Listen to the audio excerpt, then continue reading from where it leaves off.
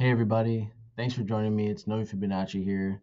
Today I'm going to be going over how to navigate breakouts and false breakouts with tools, indicators, and strategy. So to start, what's a breakout? I like to define breakouts having four phases. Phase one, the break, where price breaks a support or resistance that you have on the chart, being a line or a zone. Phase two, the false break, where price after breaking support or resistance will immediately retreat back within that line or zone. Phase three, the breakout, where price will break and close outside of support or resistance. And then phase four, the false breakout, where after price has broke outside of support resistance, it will then retreat back within that line or zone. When dealing with breakout situations, you're typically dealing with consolidation periods where price might be moving sideways or might be ranging and working into an apex. Some of the tools that I like to use to help me visualize these price actions better are a trend line showing me rising and falling support resistance, a parallel channel to help me map the ranging of price, and then the rectangle to show me support and resistance zones where price is moving sideways, mapping highs and lows. Indicators that might be giving you some hints as to whether or not you're dealing with a false breakout or a true breakout is the price bar itself, volume, RSI or relative strength index, and a little formula that I like to call true or false. So if we go ahead and go down to our example here on XLM, you can kind of see that price has been ranging. Now for the range, I like to use a parallel channel. If you go to Trendline tools here, down in the channel section, you can see parallel channel. If you have it starred, it'll be in your favorites or your hotbar here. I do, so I'll go ahead and click it. Now, for parallel channels to work, you'll want 3 points of contact, either 2 highs and a low or 2 lows and a high. Here you can see we have 2 highs right away and then a low. Now, to go ahead and explain my parallel channel a little bit, you'll see here I have an upper trend line and a lower trend line. The white dashed line is the median or the middle of the channel. And then the blue and the red lines are a 0.25 deviation plus and minus to my lower and upper trend lines, just giving me a little bit of a resistance zone where price might react at within the channel or outside. Now, you can see here and here, price gave us a false break where price broke support and then immediately retreated back within the line. So a tip when it comes to your trend lines is when price breaks like that, you'll want to just go ahead and redraw your lines to go ahead and get the true line. And now here you can go ahead and see that we have the entirety of the range mapped and within the channel.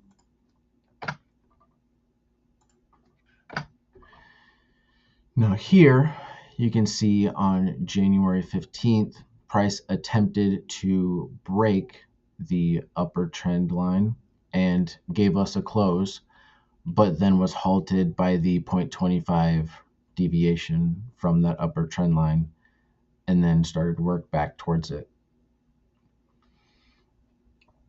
Now, how can the price bar, volume, and RSI all give you indications that it might be a false breakout or a true breakout.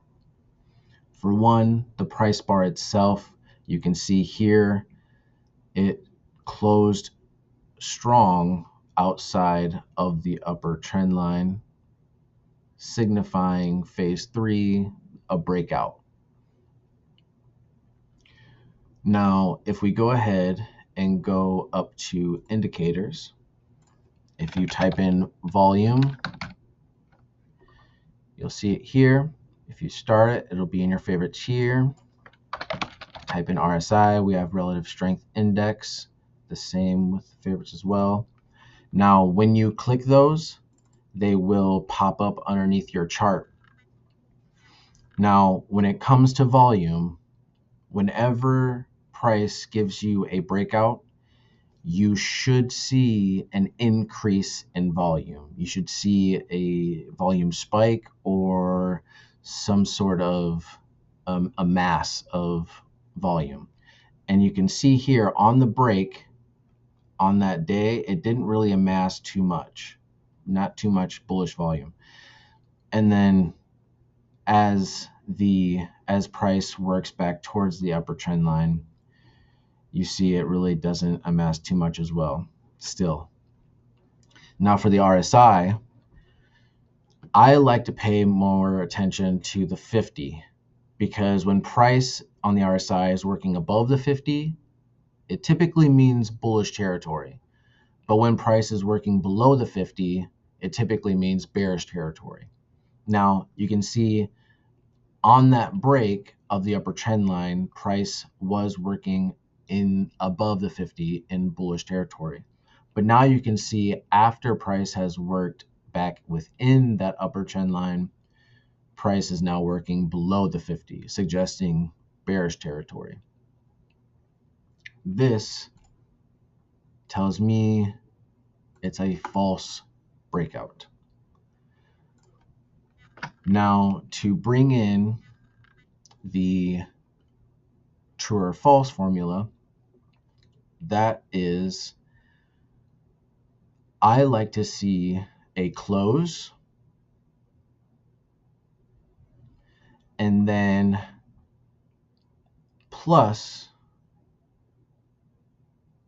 X amount beyond that break. Now, if we take our measure and we go from the break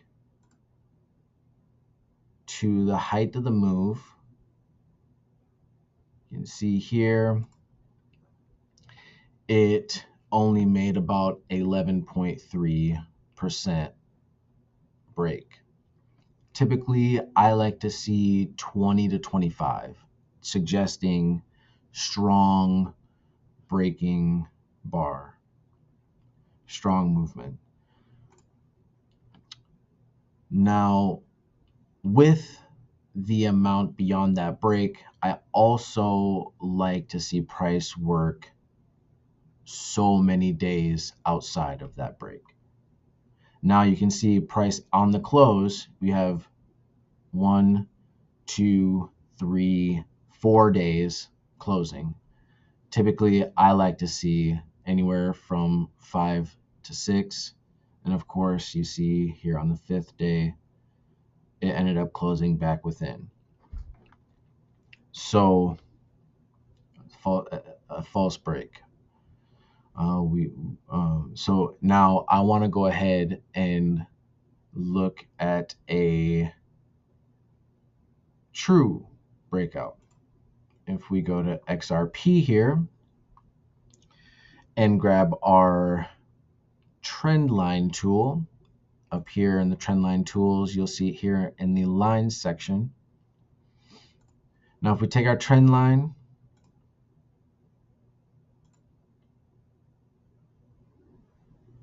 and connect our highs,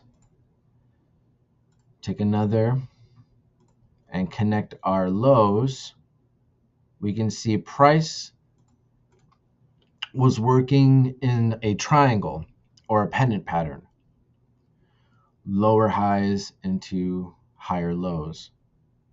Now, is this a true breakout? The price bar itself closes well outside of resistance. We see price goes to try to work back within the line and is immediately rejected, finding support in this instance, and then continues to push up.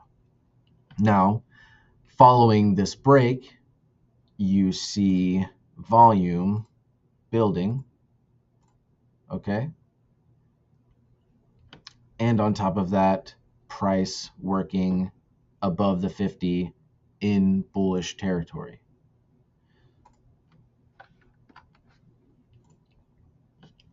As for the true or false formula, we have the close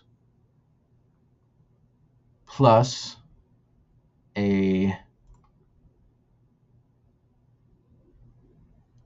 to the high there, a 46% move on the break for 1, 2, 3, 4, 5, 6, 7, 8, 9, 10, 11, 12, 13 days. This tells me this was a true breakout. Now, some of the tips that I like to try and remember when dealing with trend lines and patterns is that 45-degree trend lines are typically more reliable to work with. Now, 2 touches of the trend line, of suspected trend line, signifies that it's a potential trend line. The 3rd touch is actually what validates the trend line. These trend lines that succeed in either supporting or resisting price should be extended out into the future for future use. The ones that don't succeed should be discarded, because then they just clutter your chart.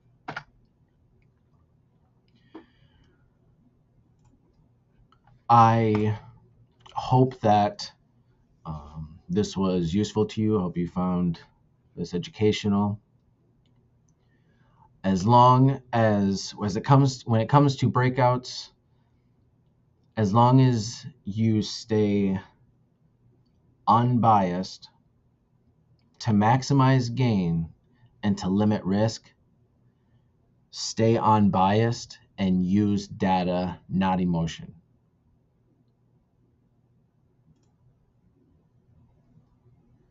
Thank you guys for joining me.